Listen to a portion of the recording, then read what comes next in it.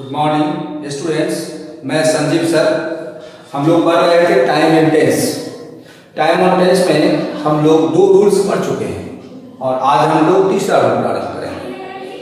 Rule 3 मूल structure हो गया सब्जेक्ट प्लस V1 या V5 प्लस ऑब्जेक्ट या अदर वर्ड्स। रूल नंबर 3 कहता है कि टू एक्सप्रेस पोसेशन अर्थात अधिकार, रिलेशन अर्थात संबंध और ऑनरशिप, ऑनरशिप मतलब स्वामित्व। पोसेशन अधिकार, रिलेशन संबंध और ऑनरशिप स्वामित्व मालिकाना हक एक्सप्रेस करने के लिए हम सिंपल प्रेजेंट टेंस का प्रयोग करते हैं, क्योंकि पोसेशन, रिलेशन और ऑनरशिप एक्सप्रेस करने वाले जितने भी वाक्य हैं, ये वाक्य ऑल टाइम का बोध कराते हैं और ऑल टाइम के लिए हम सिंपल प्रेजेंट टेंस का प्रयोग करते हैं। इसीलिए इस रूल के अंतर्गत आने वाले जितने भी वाक्य हैं उसके लिए हम V1 और V5 का प्रयोग करेंगे। जैसे आप एग्जाम्पल में देख लीजिए, मेरे पास एक कार है, I have a car. Possession का बोध होता है रिलेशन, उसे एक लड़का है या उसके पास एक लड़का है, ही हैज ए सन। इस घर का मालिक मैं हूं, इस घर का मालिक मैं हूं। इस घर, दिस हाउस, मालिक होना belong to, this house belongs to me. इस घर का मालिक मैं। मेरे पास 1 एकड़ जमीन है, I own an acre of land। मेरे पास 1 एकड़ जमीन है। तो ये वाक्य पोजीशन का बोध कराते हैं, ये रिलेशन का, और ये दोनों ऑनरशिप या पोजीशन भी कर सकते हैं। तो पोजीशन, रिलेशन और ऑनरशिप का बोध कराने वाले जो वाक्य होंगे वो सिंपल प्रेजेंट टेंस के द्वारा एक्सप्रेस किए जाएंगे। रूल 4 कहता है कि टू एक्सप्रेस मेंटल एक्टिविटी, मानसिक क्रियाकलाप, मेंटल एक्टिविटी,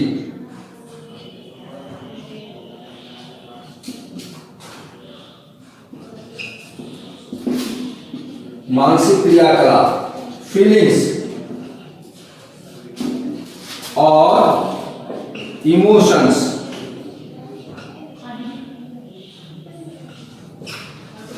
मेंटल एक्टिविटी, मानसिक क्रियाकलाप, फीलिंग्स और इमोशंस को एक्सप्रेस करने के लिए सिंपल प्रेजेंट टेंस का प्रयोग किया जाता है, क्योंकि इसके अंतर्गत भी जितने वाक्य आते हैं वो ऑल टाइम का बोध कराते हैं। जैसे आप एग्जाम्पल में देख लीजिए, मैं आपकी बात समझता हूं, आई समझता हूं, अंडरस्टैंड।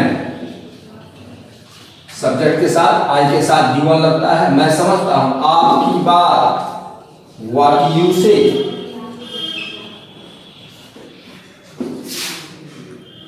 उसे मुझसे प्यार है, ही प्यार होना का लव, आई के साथ V5, he loves me.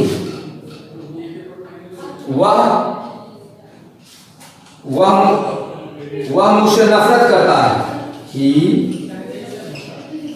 Hates me.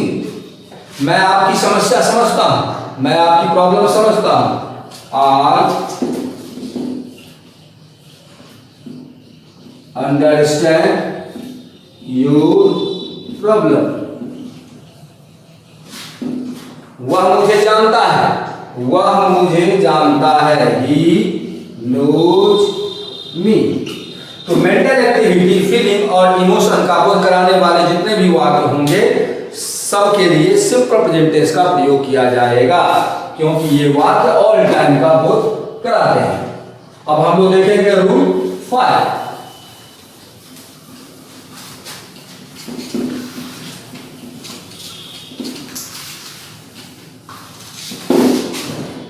Rule 5 देखें हम लोग।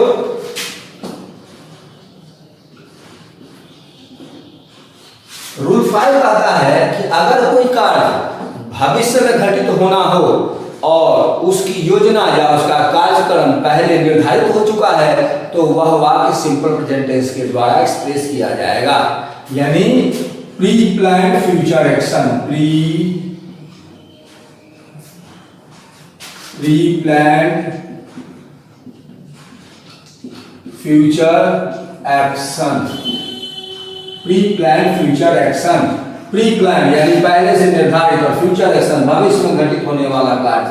भविष्य में घटित होने वाला कार्य अगर पहले से निर्धारित हो चुका है तो उसे हम सिंपल प्रेजेंट टेंस के द्वारा एक्सप्रेस करेंगे। जैसे कॉलेज, जैसे स्कूल पुनः अगले महीने खुलेगी, अगले महीने। तो स्कूल खास स्कूल है, दी स्कूल पुनः खुलेगी, रीओपन्स अगले महीने, नेक्स्ट मंथ। प्रधानमंत्री जनवरी में कश्मीर जाएंगे, प्रधानमंत्री, दी प्राइम मिनिस्टर विजिट्स कहां, कश्मीर, जनवरी में, इन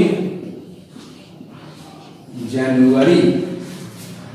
तो अगर कोई कार्य भविष्य में घटित होना हो और उसकी योजना, उसका कार्यक्रम पहले बन चुका है तो उसे हम सिंपल प्रेजेंट टेंस के द्वारा व्यक्त करेंगे। आप देखिए इस प्रकार के वाक्य में आपको फ्यूचर टाइम एक्सप्रेसिंग एडवर्ब का प्रयोग किया गया है। फ्यूचर टाइम एक्सप्रेसिंग एडवर्ब भविष्य का बोध कराने वाले, वर्ब की विशेषता का बोध कराने वाले शब्द, वर्ब की विशेषता बताने वाले शब्द को एडवर्ब कहते हैं। और उससे चूंकि फ्यूचर टाइम का बोध होता है इसीलिए इसे हम कहते हैं फ्यूचर टाइम एक्सप्रेसिंग एडवर्ब। जैसे यहाँ स्कूल के खुलने का टाइम है नेक्स्ट मंथ, यहाँ पे कश्मीर विजिट करने का टाइम है इन जनवरी, जनवरी में।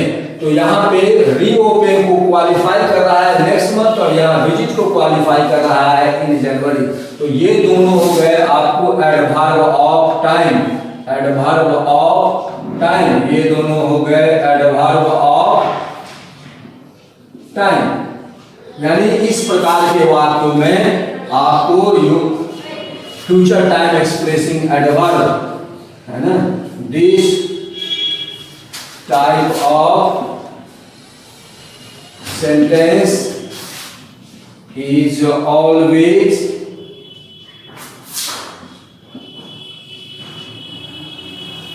takes future time expressing adverbs। इस टाइप के वाक्य में, इस प्रकार के वाक्य में फ्यूचर टाइम एक्सप्रेसिंग एडवर्ब का प्रयोग होता ही है। अब आते हैं हम लोग rule number 5, sorry rule number 6।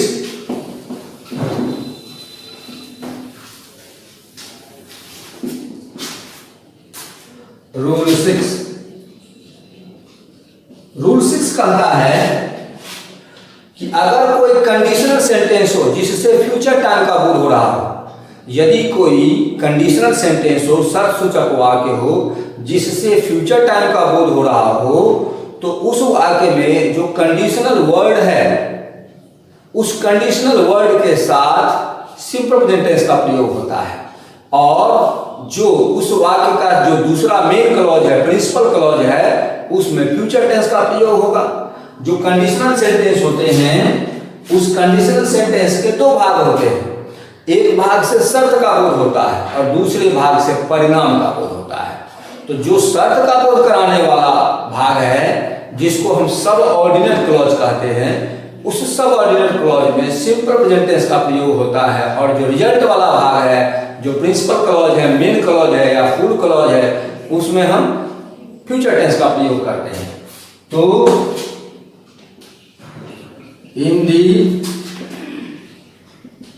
subordinate clause begins with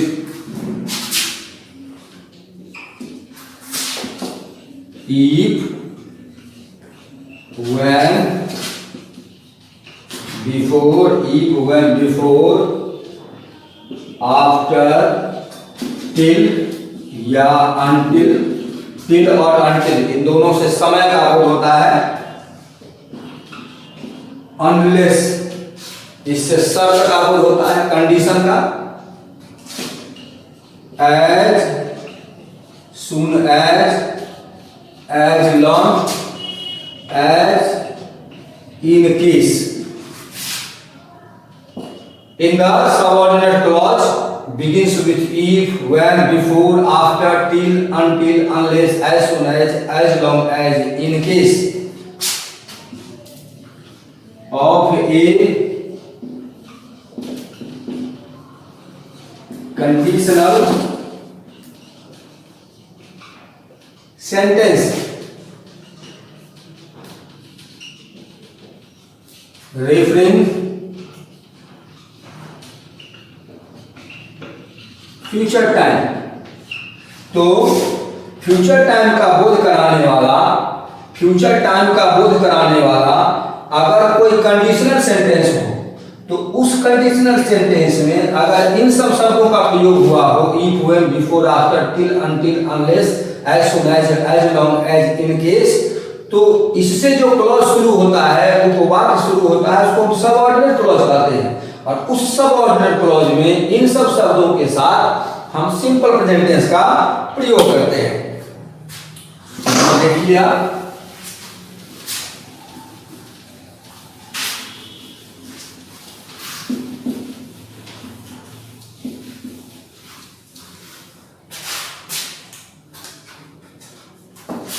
आप देखिए, इसको और अच्छी तरह समझते हैं। ये हो गया आपको कंडीशनल सेंटेंस। इससे फ्यूचर टाइम का बोध होगा। इस कंडीशनल सेंटेंस के दो भाग होंगे, यानी दोनों क्लॉज होगा। एक होगा सबऑर्डिनेट क्लॉज, इसे हम डिपेंडेंट क्लॉज भी कहते हैं, डिपेंडेंट क्लॉज। दूसरा होगा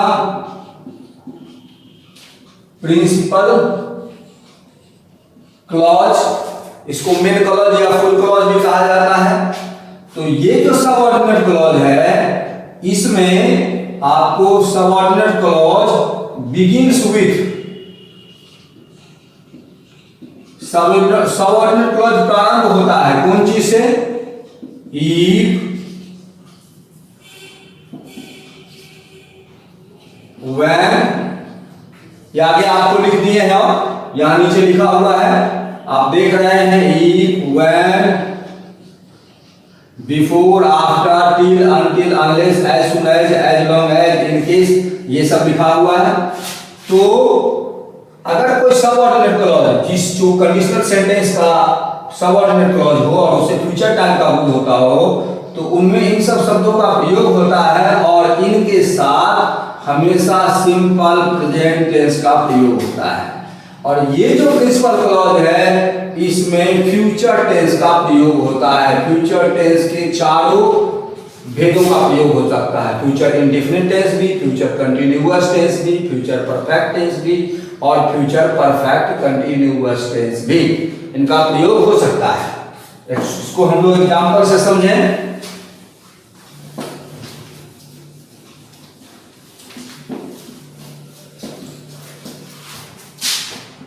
एग्जाम्पल देखिए, अगर आप आगरा जाएंगे तो ताजमहल देखेंगे। अगर आप आगरा जाएंगे तो ताजमहल देखेंगे। इस वाक्य के दो भाग हैं। अगर आप आगरा जाएंगे एक, आप ताजमहल देखेंगे दो। तो अगर आप आगरा जाएंगे इससे शर्त का बोध होता है और आप ताजमहल देखेंगे इससे परिणाम का बोध होता है। तो जो शर्त वाला भाग है उसमें हम सिंपल प्रेजेंट टेंस का प्रयोग करेंगे। अगर, इफ, आप आगरा जाएंगे, सब्जेक्ट हो गया आप, यू, और जाना का अंग्रेजी है गो, तो यू के साथ V1 लगता है, यू गो टू आगरा। आप ताजमहल देखेंगे, you will see the Taj Mahal. जैसे ही शिक्षक वर्ग में आएंगे हम लोग खड़े हो जाएंगे। जैसे ही शिक्षक वर्ग में आएंगे हम लोग खड़े हो जाएंगे। इस वाक्य के दो भाग हैं, एक जैसे ही शिक्षक आएंगे और दूसरा हम लोग खड़े हो जाएंगे। जैसे ही शिक्षक आएंगे इससे शर्त का बोध होता है जिसके साथ सिंपल प्रेजेंट टेंस का प्रयोग होगा। जैसे ही, एज सून एज शिक्षक वर्ग में आएंगे, द टीचर V5 का प्रयोग इंटर्स द क्लास या क्लासरूम, हम लोग खड़े हो जाएंगे। We shall stand up। इसे हम इस प्रकार में लिख सकते हैं कि ये जो प्रिंसिपल क्लॉज है उसका प्रयोग हम पहले करें और जो सबऑर्डिनेट क्लॉज है उसका प्रयोग बाद में करेंगे। जैसे हम ऐसे लिख सकते हैं, हम लोग खड़े हो जाएंगे। We shall stand up। जैसे ही शिक्षक वर्ग में आएंगे, as soon as, बीच में जब हमने as soon as connecting word का प्रयोग किया तो कॉमा गायब हो गया। as soon as शिक्षक वर्ग में आएंगे, the teacher enters the classroom, classroom या क्लास। ये हो गया आपको रूल नंबर 6। अब हम लोग देखेंगे rule number 7। Rule number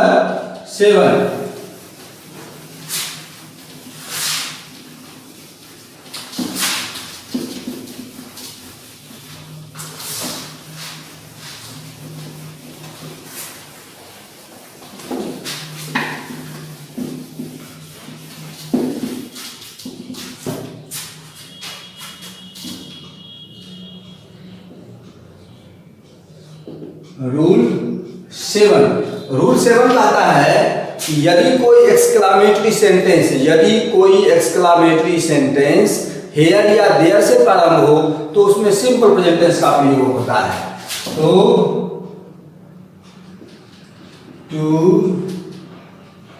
express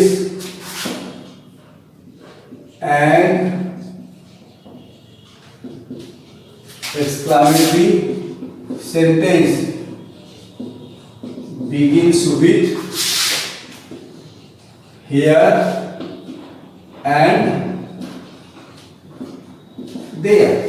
here या there से प्रारंभ होने वाले एक्सक्लामेटरी सेंटेंस में हम लोग सिंपल प्रेजेंट टेंस का प्रयोग करेंगे।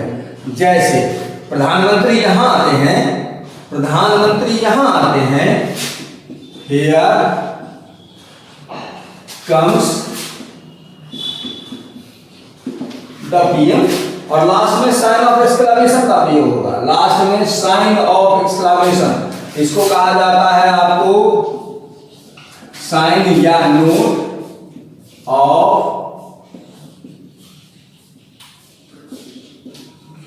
एक्सक्लामेशन, साइन या नोट ऑफ एक्सक्लामेशन या एक्सक्लामेशन मार्क। तुम वहां जाते हो, देयर यू गो, तुम वहां जाते हो। यहां देखिए इस प्रकार के वाक्य में कभी ये साइन ऑफ एक्सक्लामेशन का प्रयोग हुआ है, कभी तो हम इसे एक्सक्लामेटरी सेंटेंस कहेंगे। तो अगर कोई एक्सक्लामेटरी सेंटेंस हियर या देयर से प्रारंभ हो तो उसमें हम सिंपल प्रेजेंट टेंस का प्रयोग करेंगे। आगे देखिए रूल 8। रूल 8 कहता है कि अगर कोई ऐतिहासिक घटना हो जो महत्वपूर्ण हो तो उसके लिए हम लोग सिंपल प्रेजेंट टेंस का प्रयोग करते हैं। किसी भी ऐतिहासिक घटना की भयावहता को दर्शाने हेतु, यानी वह ऐतिहासिक घटना अगर महत्वपूर्ण हो, भयावह हो, तो उसकी भयावहता को दर्शाने हेतु हम लोग सिंपल प्रेजेंट टेंस का प्रयोग करते हैं। तो to express the prehistoric events, जैसे महात्मा गांधी की हत्या, महात्मा गांधी की मृत्यु 1948 ईस्वी में हो गई।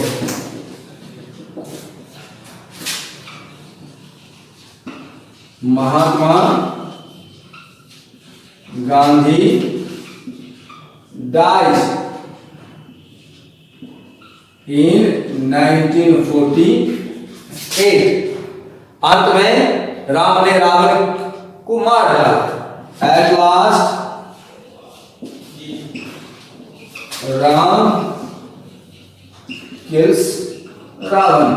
इतिहास की घटना को जीवंत और तरोताजा बनाकर प्रस्तुत करने हेतु या उसकी भयावहता को दर्शाने हेतु हम सिंपल प्रेजेंट टेंस का प्रयोग करते हैं।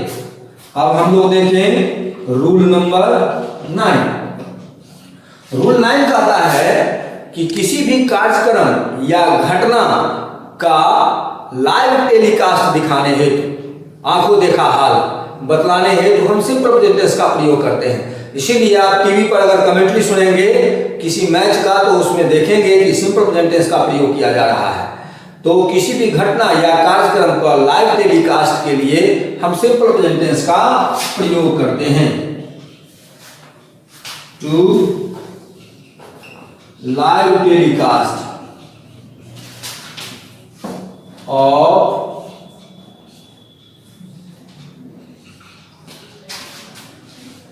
ए प्रोग्राम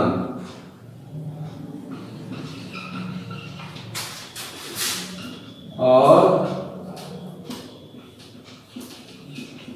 इंसिडेंट्स। किसी घटना या किसी कार्यक्रम के आंखों देखा हाल बतलाने के लिए लाइव टेलीकास्ट के लिए हम लोग सिंपल प्रेजेंट टेंस का प्रयोग करते हैं। जैसे किसी प्लेयर का नाम ले लीजिए, गांगुली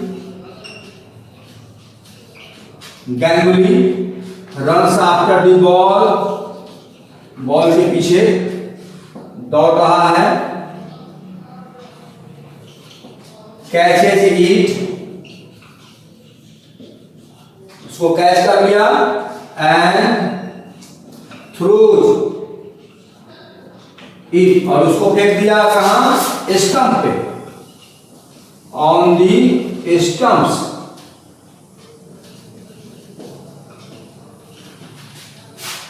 अब प्रधानमंत्री मंच पर आ रहे हैं। नाउ द PM appears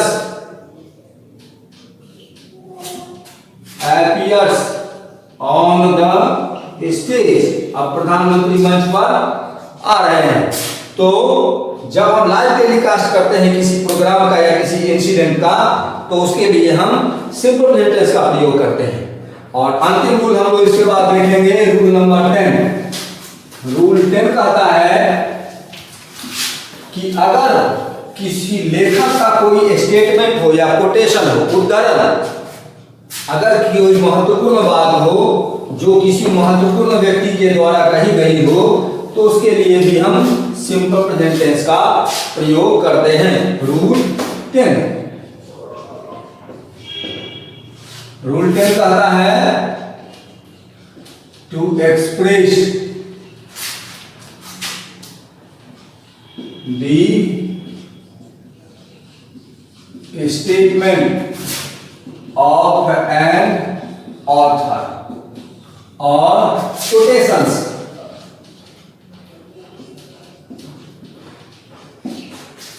उदाहरणों को एक्सप्रेस करने हैं हम सिंपल प्रेजेंट टेंस का प्रयोग करते हैं। जैसे एग्जांपल में देखिए,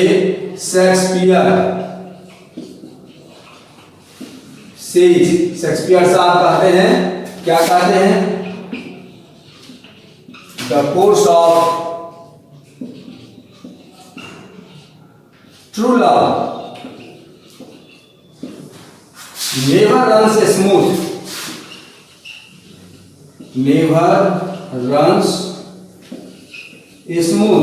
ये आपको जो कोटेशन है वो शेक्सपियर साहब का है। दूसरा आप देखिए, दूसरा एग्जांपल,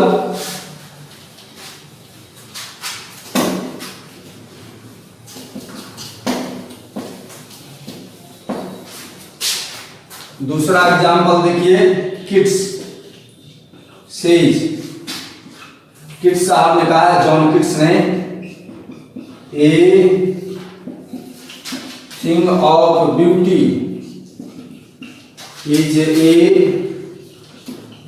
जॉय फॉर एवर। तो ये कोटेशंस हैं या किसी ऑथर के स्टेटमेंट हैं जिन्हें इन्वर्टेड कॉमास के अंदर रखा गया है और इसके लिए सिंपल प्रेजेंट टेंस का प्रयोग हुआ है। यही मेन 10 रूल्स हैं जिसके लिए सिंपल प्रेजेंट टेंस का प्रयोग किया जाता है और उसका स्ट्रक्चर होता है सब्जेक्ट के बाद V1 या V5 प्लस अदर वर्ड्स या ऑब्जेक्ट। नेक्स्ट हम लोग अगले क्लास में देखेंगे। Thank you.